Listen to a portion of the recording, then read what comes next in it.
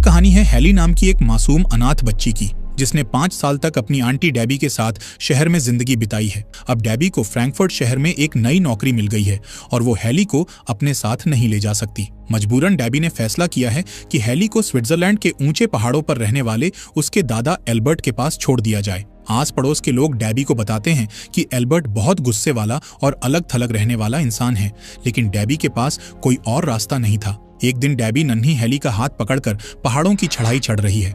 रास्ते में ठंडी हवा लगते ही हैली के चेहरे पर मुस्कान आ जाती है। वो आजादी महसूस करने के लिए अपने भारी जूते और मोटा कोट उतार देती है और हल्के कपड़ों में घास पर दौड़ने लगती है। डेबी उसे संभाल कर चलने को कहती है, पर हैली हंसते हुए पहाड़ी रास्ते का मजा लेने लगती है। इस तरह खेलते कूदते वे पहाड़ की चोटी पर उस केबिन तक पहुंचते हैं जहां हैली के दादाजी एल्बर्ट रहते हैं। सामने दादाजी को देखते ही डेबी जोर से उन्हें आवाज देती है। एल्बर्ट दूर से ही डेबी को आते देख तुनक कर खड़े हो जाते हैं। वो कठोर आवाज में चिल्लाते हैं कि उन्हें इस बच्ची की जिम्मेदारी नहीं चाहिए और दोनों वापस लौट जाएं। हैली सहमकर अपने दादाजी को देखती है। डेबी हाथ जोड़कर विनती करती है कि वो हैली को कुछ दिनों के लिए अपने पास रख लें, क्योंकि वो अब इसका ख्याल नहीं रख पाएगी। लेकिन एल्बर्ट किसी की सुनने को तैयार नहीं थे। आखिर डेबी गहरी सांस लेकर कहती है, ठीक है, अगर आप नहीं रखेंगे तो मैं हैली को शहर वापस ले जाती हूँ। ये कहकर डेबी मन मारकर हैली का हाथ पकड़कर लौटने लगती है। कुछ कदम चलते ही वो चुपके से हैली को केबिन के पीछे एक कोने में छुपा देती है और फुसफुसाती है, यहीं रुको। फिर खुद तेजी से पहाड़ से नीचे उतर जाती है। एल्बर्ट को जल्द ही एहसास हो जाता है कि डेबी उसे धोखा देकर हैली को छोड़कर भाग गई है। वो नीचे घाटी की ओर भागती डेबी को गुस्से में आवाज देते हैं, लेकिन डेबी पलटकर नहीं देखती। खींचकर एल्बर्ट अपनी झोपड़ी के अंदर जाते हैं और दरवाजा बंद कर लेते हैं। नन्ही हैली बाहर ठंड में अकेली रह जाती है। उसकी आंखों में आंसू आ जाते हैं। जब अंदर से कोई जवाब नहीं आता तो वो ठिठुरते हुए पास की छोटी गौशाला में जाकर सूखी घास पर लेट जाती है, जहां दादा की 2 बकरियां थीं। उसी घास के तबेले में हैली अपनी पहली रात गुजारने को मजबूर हो जाती है। अगली सुबह एल्बर्ट झोपड़ी से बाहर आए तो उन्होंने हैली को गौशाला में घास पर सोया हुआ पाया। उन्होंने बिना कुछ बोले बकरी का ताजा दूध निकाला और एक कटोरे में हैली को पिला दिया। दिन भर वो ज्यादातर अपने काम में लगे रहे और हैली को अनदेखा करते रहे। शाम को जब अंधेरा हुआ तो हैली ने डरते डरते पूछा, दादाजी, मैं कहाँ सोऊं?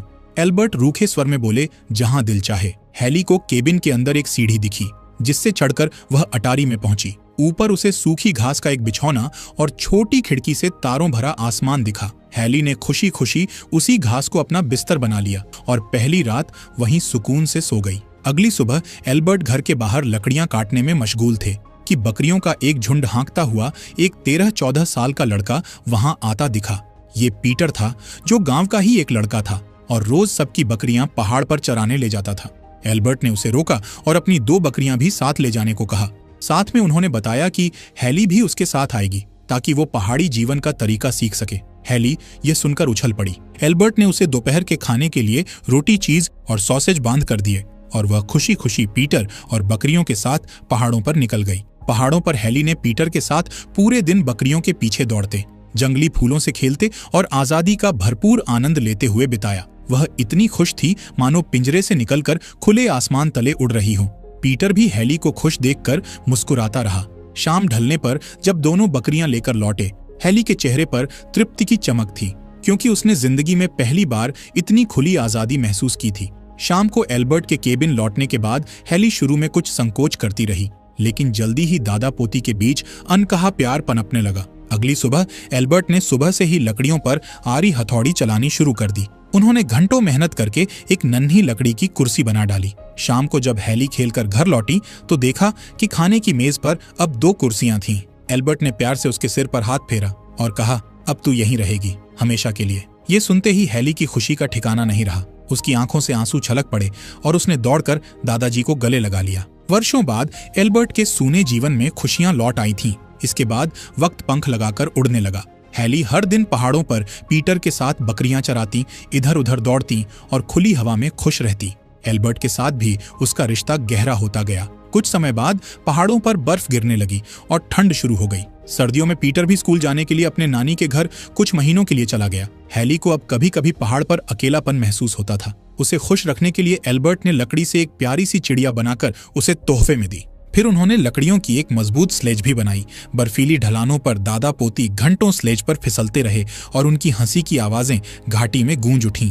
लेकिन खुशियों भरे ये दिन हमेशा के लिए नहीं थे। कुछ साल बीत गए और हैली अब 8 साल की हो चुकी थी। एक दिन अचानक हैली की मौसी डेबी फिर से पहाड़ पर आ पहुंची। उसे देखकर हैली को बेहद आश्चर्य और खुशी हुई, क्योंकि इतने वर्षों में डेबी पहली बार उससे मिलने आई थी।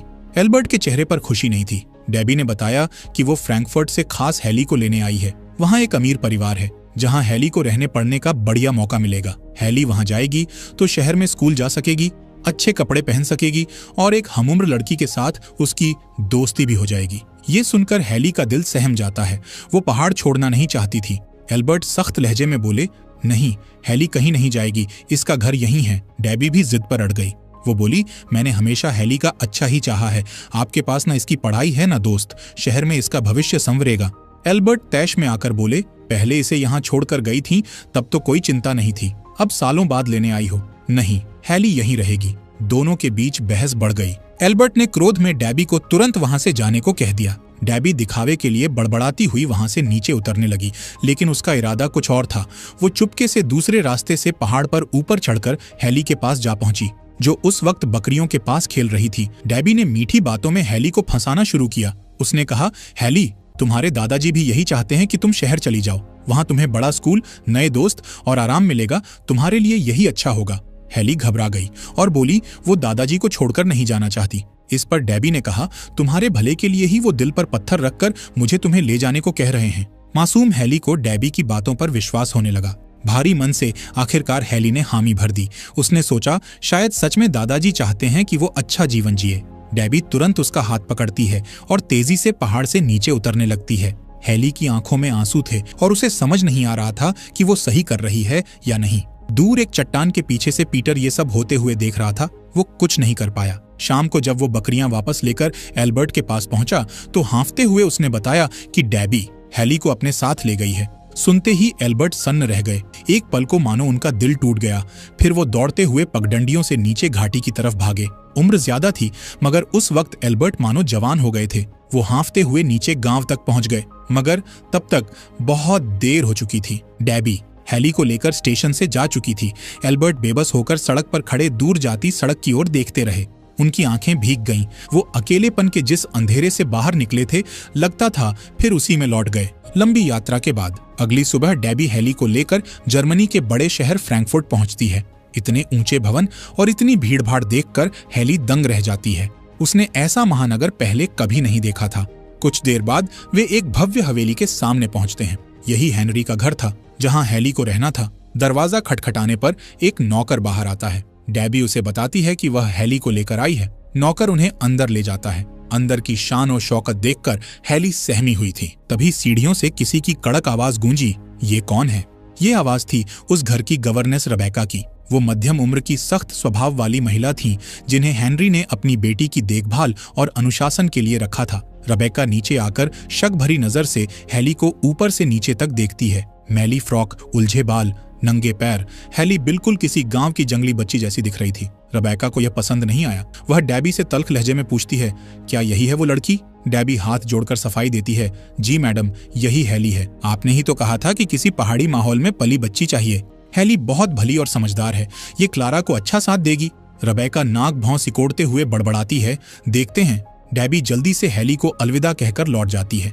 अब हैली को इस अजनबी घर में खुद को ढालना था। थोड़ी देर बाद ऊपर की मंजिल से व्हीलचेयर घूमने की हल्की आवाज आती है।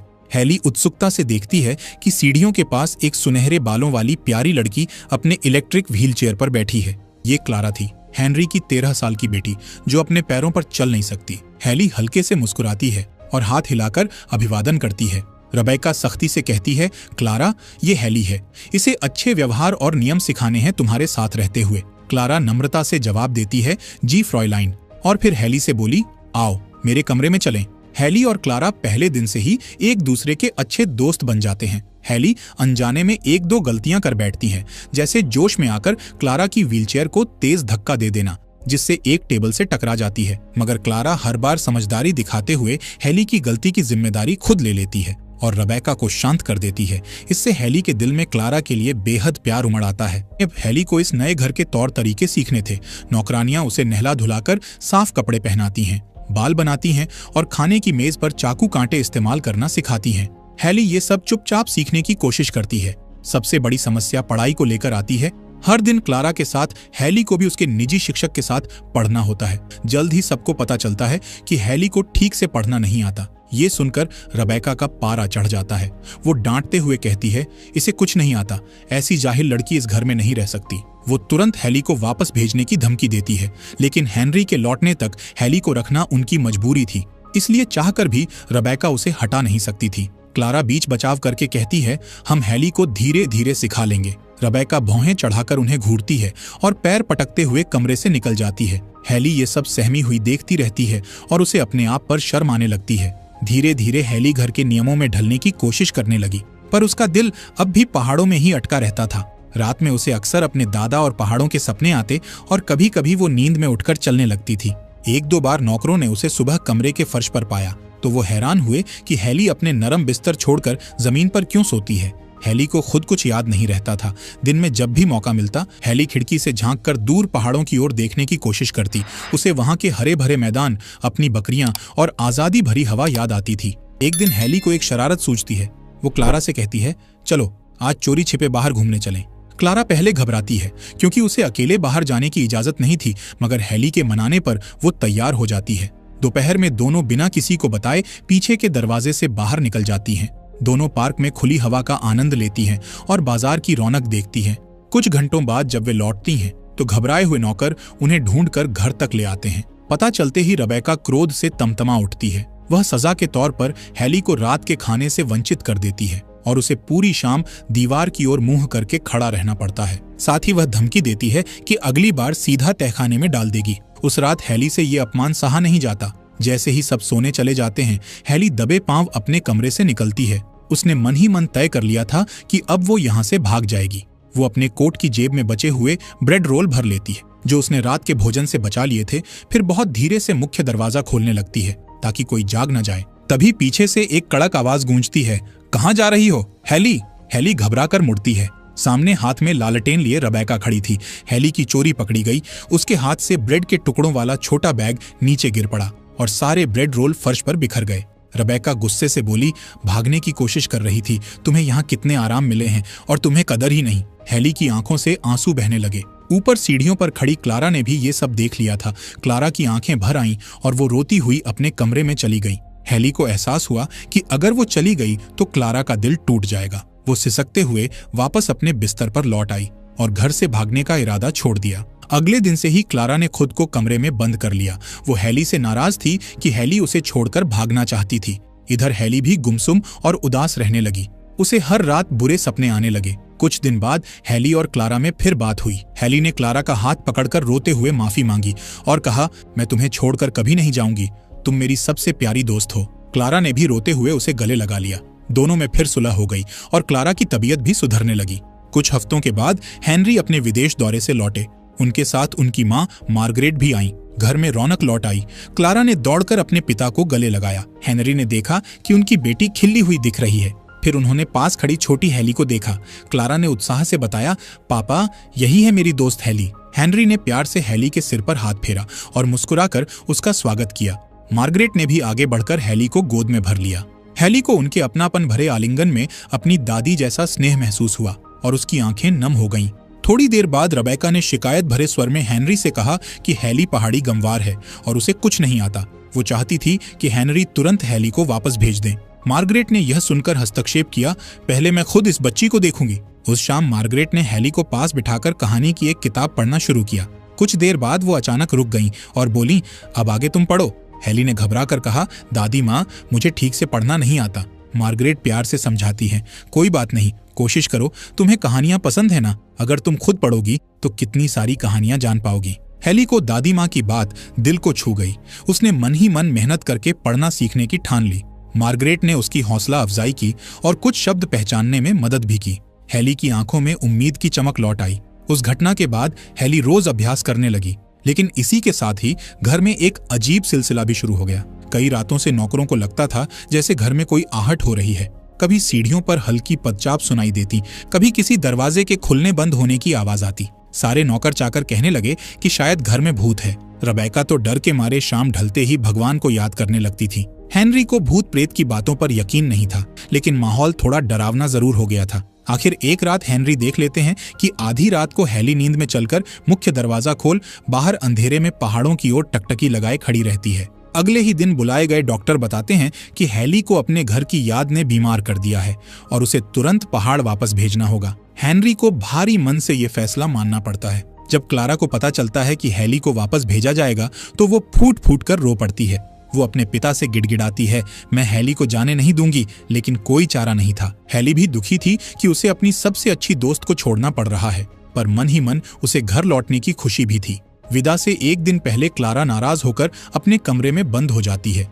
हेली उसे समझाने की कोशिश करती है कि वो फिर मिलने आएगी, लेकिन क्लारा रोते हुए कोई बात नहीं सुनती। जिस दिन हेली को वापस जाना था, घर के नौकरों ने उसे ढेर सारा खाना और तोहफे बांध कर दिए ताकि वो पहाड़ पर अपने परिवार के पास कुछ लेकर जा सके। मार्गरेट ने प्यार से हेली को गले लगाया और शुभाशीष देते हुए विदा किया। हेली ने अपने सामान में से लकड़ी की वो नन्ही चिड़िया निकाली जो एल्बर्ट ने उसे बनाकर दी थी। हेली ने वह खिलौना हेनरी को देते हुए कहा, इसे प्लीज क्लारा को दे दीजिएगा और उनसे कहना मैं उन्हें बहुत याद करूंगी, उन्हें मेरे पास पहाड़ पर लाने का वादा कीजिए। हेनरी ने गला भरते हुए वादा किया कि सही समय आने पर वो क्लारा को हेली से मिलवाने जरूर लाएंगे। हेली ट्रेन में बैठकर खिड़की से सभी को अलविदा हाथ हिलाती रही। रेबेका भीतर ही भीतर चैन की सांस ले रही थी कि घर में फिर शांति लौटेगी। क्लारा अपने कमरे की खिड़की से आंसू बहाती रही, मगर उसने दिल में उम्मीद रखी कि हेली से फिर मुलाकात होगी। लंबे सफर के बाद हेली वापस अपने प्यारे पहाड़ी गांव पहुंच जाती है। स्टेशन पर उतरते ही वो खुश होकर अपने जूते उतार देती है और हरी घास पर नंगे पांव दौड़ने लगती है। सबसे पहले वो अपने दोस्त पीटर के घर पहुंचती है। पीटर और उसकी माँ उसे देखकर अवाक रह जाते हैं। हेली सीधे अंदर अंधी दादी के पास जाती है और प्यार से उन्हें गले लगाती है। फिर अपने साथ लाई टोकरी में से ताजी नरम रोटियां निकालकर दादी के हाथों में रख देती हैं। बूढ़ी दादी की आंखों से खुशी के आंसू बह निकलते हैं। वो हेली का चेहरा हाथों से छूकर पहचानती है और कांपती आवाज में दुआ देती है। हेली मुस्कुराती है और दौड़कर पहाड़ की चोटी की ओर भागती है, जहां उसका अपना केबिन था। भागते भागते रास्ते में हेली अपना शहर वाला महंगा फ्रॉक उतार देती है ताकि वह और तेज दौड़ सके। दूर से ही उसे पहाड़ी पर अपने घर की छत दिखाई देती है। सूरज ढल रहा था और आंगन में एल्बर्ट खड़े दूर रास्ते की ओर देख रहे थे, मानो किसी का इंतजार कर रहे हों। अचानक पहाड़ी रास्ते पर भागती हुई हेली उन्हें दिखाई देती है। एल्बर्ट अपनी आंखों पर यकीन नहीं कर पाते। अगले ही पल हेली चिल्लाती हुई उनके सीने से आ लगती है, दादाजी मैं वापस आ गई। एल्बर्ट का कठोर दिल पूरी तरह पिघल जाता है। उनकी आंखें नम हो जाती हैं। वो अपनी प्यारी पोती को बाहों में भींच लेते हैं। इतने महीनों का बिछड़ना दोनों के आंसुओं में धुल जाता है। हेली को आखिरकार अपना सच्चा घर फिर से मिल जाता है। हेली के घर लौट आने के बाद उसकी जिंदगी फिर से खुशियों से भर गई। वो रोज पहाड़ों पर दौड़ती, बकरियों के साथ खेलती और अपने दादा का साथ देती। इसके अलावा हेली नियमित रूप से क्लारा को पत्र लिखती थी, जिनमें पहाड़ों की तमाम दिलचस्प बातें होती थीं और साथ में उसे दोबारा मिलने का न्योता भी होता था। आखिरकार एक दिन वो मौका आ ही गया। हेली के कई पत्र पाने के बाद क्लारा और मार्गरेट ने एल्प्स जाने की योजना बनाई। गर्मियों की एक सुनहरी सुबह क्लारा अपनी दादी और नौकरों के साथ घोड़ा गाड़ियों में बैठकर हेली के गांव पहुंचती है। हेली उन्हें देखकर खुशी से उछल पड़ी। वो दौड़कर गई और क्लारा को कसकर गले लगा लिया। मार्गरेट ने एल्बर्ट से आग्रह किया कि क्लारा कुछ दिन उनके साथ पहाड़ पर रुक जाए। एल्बर्ट सहर्ष राजी हो गए और मेहमानों का स्वागत किया। इस तरह क्लारा का पहाड़ों पर रहने का सिलसिला शुरू हो गया। हेली ने क्लारा को पहाड़ की सादी जिंदगी का भरपूर आनंद कराया। खुली हवा में सूरज की पहली किरणों को महसूस करना, बकरियों के साथ घास के मैदानों में घूमना, रात को अटारी में सूखी घास पर सोकर तारों भरा आसमान देखना, ये सब क्लारा के लिए बिल्कुल नए और जादुई अनुभव थे। उसे यहाँ वो खुशी महसूस हुई जो शहर के बंद माहौल में कभी नहीं मिली थी। लेकिन इधर पीटर को लगने लगा था कि हेली अब उसे छोड़ क्लारा को ज्यादा समय दे रही है। जलन में भरकर एक सुबह उसने क्लारा की व्हीलचेयर को पहाड़ी के किनारे से ढकेल दिया। व्हीलचेयर नीचे गिरकर चकनाचूर हो गई। एल्बर्ट को तुरंत समझ आ गया कि ये पीटर की ही शरारत थी। उन्होंने पीटर को डांटा और उसे अपनी हरकत पर शर्म से सिर झुकाना पड़ा। एल्बर्ट ने क्लारा को अपनी पीठ पर बैठाया और पहाड़ की ऊंचाई तक घुमाने ले गए। वहां दूर तक फैले खूबसूरत नजारे देखकर क्लारा के चेहरे पर खुशी थी। इतने में एक रंग बिरंगी तितली उड़ती हुई आई और आकर क्लारा के पैर पर बैठ गई। तितली के उड़ जाने पर उसे पकड़ने के लिए क्लारा ने हाथ बढ़ाया और अनजाने में खुद अपने पैरों पर खड़ी हो गई। ये देखकर हेली, पीटर और एल्बर्ट की आंखें खुशी से भर गईं। इस घटना के बाद अगले कुछ दिनों में हेली और पीटर ने सहारा देकर क्लारा को धीरे धीरे चलना सिखाया। लगातार अभ्यास से क्लारा के पैरों में ताकत लौटने लगी और वह हर दिन पहले से बेहतर चलने लगी। कुछ समय बाद मार्गरेट और हेनरी क्लारा को लेने पहाड़ पर पहुंचे। हेनरी को शुरुआत में चिंता थी कि उनकी बीमार बेटी को पहाड़ पर लाना जोखिम भरा था, लेकिन जैसे ही क्लारा अपने पैरों पर चलकर दरवाजे तक आई, उनका गुस्सा तुरंत खुशी में बदल गया। उन्होंने भावुक होकर क्लारा को गले लगा लिया और हेली को दिल से धन्यवाद दिया, जिसकी बदौलत ये चमत्कार हुआ था। विदा के समय मार्गरेट ने प्यार से हेली को एक सुंदर नोटबुक और पेन उपहार में दिए। उन्होंने कहा, तुम्हें लिखने का शौक है ना? ये लो तुम्हारी अपनी डायरी। इसमें रोज अपनी कहानियां लिखती रहना और हमेशा अपने दिल की सुनना। हेली ने उस उपहार को हृदय से लगा लिया और नम आंखों से धन्यवाद दिया। जाते जाते क्लारा ने हेली को गले लगाकर कहा, जल्द ही फिर मिलेंगे। हेली ने मुस्कुराते हुए उसे विदा किया और इसी के साथ हेली की यह भावुक और खूबसूरत कहानी समाप्त होती है। आखिरकार हेली को उसका सच्चा परिवार, सच्ची दोस्ती और आजादी भरा जीवन वापस मिल जाता है। अब वो अपने दादाजी और दोस्त पीटर के साथ पहाड़ों पर खुशहाल जीवन बिता रही है और अपनी नई डायरी में रोज थोड़ा थोड़ा लिखकर अपने सपनों को पूरा कर